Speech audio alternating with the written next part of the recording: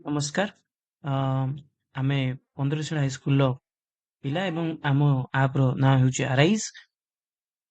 ଏଇ ଆପ୍ ମାଧ୍ୟମରେ ଆମେ ୱିମେନ୍ ଏମ୍ପାୱରମେଣ୍ଟକୁ କେମିତି ଆଗକୁ ବଢେଇ ପାରିବା ସେ ହିଁ ଆମର ଲକ୍ଷ୍ୟ। କାରଣ ଲୋକାଲି କିମ୍ବା ଅ, ଅ, ଆମ ପାଖାପାଖି ଗ୍ରାମରେ ଆମେ ଦେଖୁ ଯେ ୱିମେନ୍ ମାନଙ୍କ ପାଇଁ ବା ମହିଳା ମାନଙ୍କ ପାଇଁ ସେପରି କୌଣସି ଏମ୍ପାୱରମେଣ୍ଟର ସିଷ୍ଟମ ନାହିଁ। ତେଣୁ ସେମାନେ କିପରି ହେଲ୍ଦି ରହିବେ, ସେମାନେ କିପରି ଶିଖିବେ ଏବଂ ଲିଡ୍ କରିବେ ଏ ସମାଜକୁ, ସେହା ପାଇଁ ଆମେ ଏକ ସୁନ୍ଦର ଆପ୍ ତିଆରି କରୁଛୁ ଯାହାର ନାମ ହେଉଛି ଆରାଇଜ୍।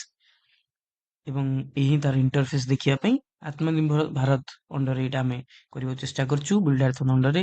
ତ ଆମେ ଏକ ଇକୋସିଷ୍ଟମ କରୁଛୁ ଯୋଉଠି ମହିଳାମାନେ ବିଜନେସ୍ କରିପାରିବେ ସ୍ୱୟଂ ବିଜନେସ୍ ହବ୍ ଦ୍ୱାରା। ଲର୍ଣ୍ଣିଂ କିଛି ନୂଆ ଶିଖିବା ପାଇଁ ଆମେ ଏଠି ଆପ୍ ସିଷ୍ଟମ କରୁଛୁ ଯେମିତି ସେ ଶିଖିପାରିବେ।